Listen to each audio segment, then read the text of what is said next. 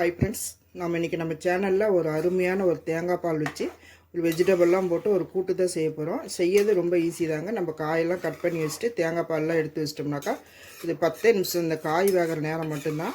இது செய்யறது ரொம்ப சிம்பிள். இது வந்து இட்லி, தோசை, சப்பாத்தி, பூரி, அப்புறம் இடியாப்பம், இந்த மாதிரி எல்லாத்துக்குமே ஒரு சைட் டிஷ்ஷாக இது ரொம்ப நல்லாயிருக்கும். இது வந்து எப்படி செய்யுது அப்படின்ட்டு வாங்க ஃப்ரெண்ட்ஸ் வீடியோக்குள்ளே போய் பார்க்கலாம். வீடியோக்குள்ளே போகிறதுக்கு முன்னாடி புதுசாக பார்க்குறவங்க நம்ம சேனலை சப்ஸ்கிரைப் பண்ணி வச்சுக்கோங்க. வாங்க எப்படி செய்யுதுன்னு பார்க்கலாம். அதுக்கு முன்னாடி நம்ம செய்கிற சமையல் நல்லா இருக்கணும் அப்படின்னா கொஞ்சம் ருசித்து அன்போடு சமைங்க, சூப்பராக வரும்.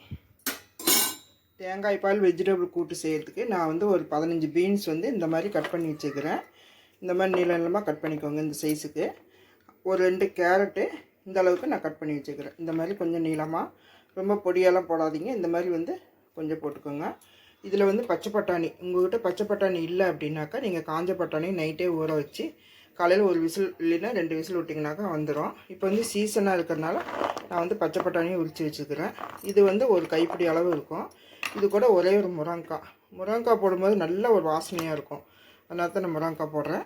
இது கூட வந்து ஒரு பெரிய சைஸு உருளைக்கிழங்கு தோல் சீவி கழுவிட்டு கட் பண்ணிவிட்டு தண்ணியில் போட்டு வச்சுக்கிறேன். இதுக்கு தாளிக்கிறதுக்குன்னு பார்த்தீங்கன்னாக்கா ஒரு பட்டை, 2 கிராம்பு, 2 ஏலக்காய், ஒரு பிரியாணி இலை, சின்ன சைஸு ஒரு மீடியம் சைஸு சின்னதாக 2 பெரிய வெங்காயம் கட் பண்ணி வச்சுக்கிறோம், 3 பச்சை மிளகா. இந்த பச்சை மிளகா மட்டும்தான் இது காரம். இது கூட வந்து கொஞ்சம் இஞ்சி பூண்டு பேஸ்ட்டு வேணும். இது அது கூட வந்து தேங்காய் ஒரு அரை மூடி தேங்காய் எடுத்து வச்சுருக்கிறேன். இது பாருங்கள், இந்த சைஸ் தேங்காய்.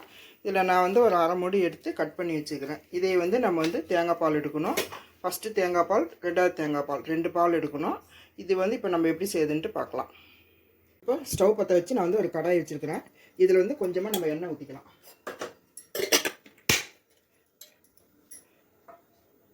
ஒரு 2 ஸ்பூன் எண்ணெய் ஊற்றிக்கோங்க.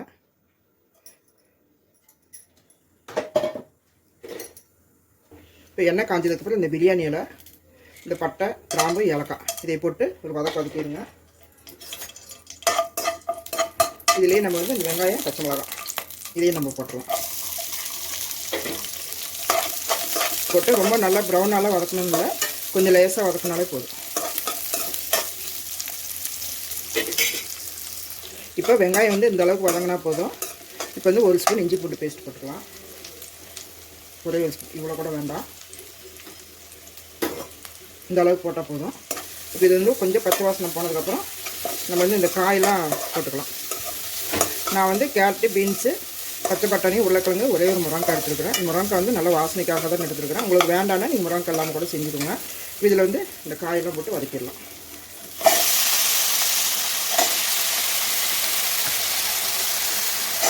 இப்போ ஒரு 1/4 ஸ்பூன் மஞ்சள் போட்டுக்கோங்க.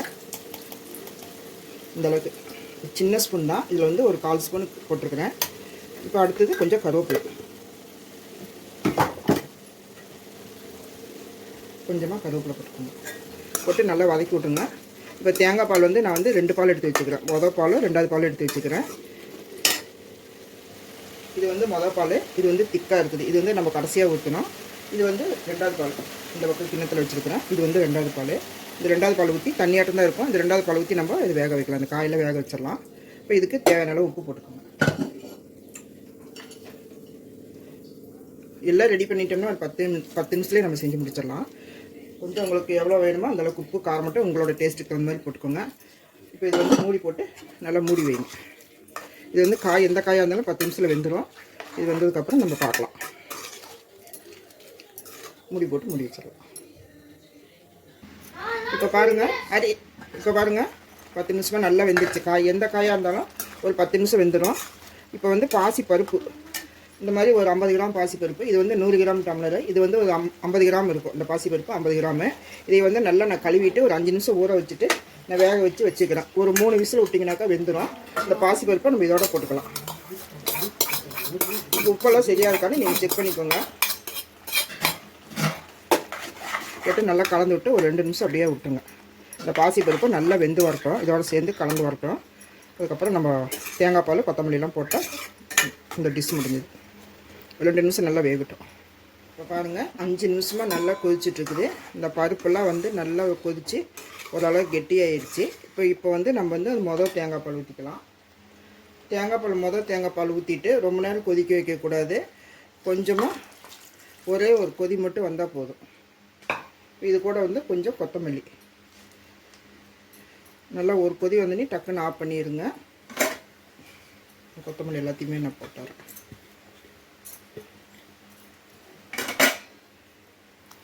நல்லா கலந்து விட்டுட்டு ஒரு கொதி வந்ததுக்கப்புறம் ஆஃப் பண்ணிடுங்க. அவ்வளோதான், சூப்பரான ஒரு தேங்காய் பால் வெஜிடபிள் கூட்டு ரெடி ஆயிடுச்சு. இதை சொதின்னு சொல்லலாம், கூட்டுன்னு சொல்லலாம், எப்படி வேணாலும் சொல்லலாம். இப்போ பாருங்கள், ஒரு கொதி வருது தெரியுது, இந்த பக்கம் ஒரு கொதி வருது. இப்போ வந்து நம்ம ஆஃப் பண்ணிடலாம். இது பாருங்கள், இந்த பக்கமெல்லாம் வந்துட்டுருக்குது. இது ரொம்ப நேரம் கொதிச்சுன்னா திரிஞ்சு போன மாதிரி ஆயிரும். இந்த மாதிரி ஸ்டேஜில் நம்ம ஆஃப் பண்ணிடலாம். அடுப்பு ஆஃப் பண்ணிடுங்க. அவ்வளோதான் ஃப்ரெண்ட்ஸ், தேங்காய் பால் வச்சு நம்ம வந்து ஒரு அருமையான ஒரு வெஜிடபிள் கூட்டு ரெடி பண்ணிட்டோம். நீங்களும் இதே மாதிரி செஞ்சு பாருங்கள். இந்த வீடியோ பிடிச்சிருந்தால் லைக் பண்ணுங்கள், ஷேர் பண்ணுங்கள், கமெண்ட் பண்ணுங்கள், சப்ஸ்கிரைப் பண்ணிவிட்டு பக்கத்தில் இருக்கிற ஆல்ன்ற பட்டனை ஆன் பண்ண மறந்துடாதீங்க. அப்போ தான் நான் போடுற சிம்பிளான வீடியோவில் உங்களுக்கு நோட்டிஃபிகேஷனுக்கு வரும். மீண்டும் அடுத்த ஒரு நல்ல வீடியோவில் சந்திப்போம். நன்றி, வணக்கம்.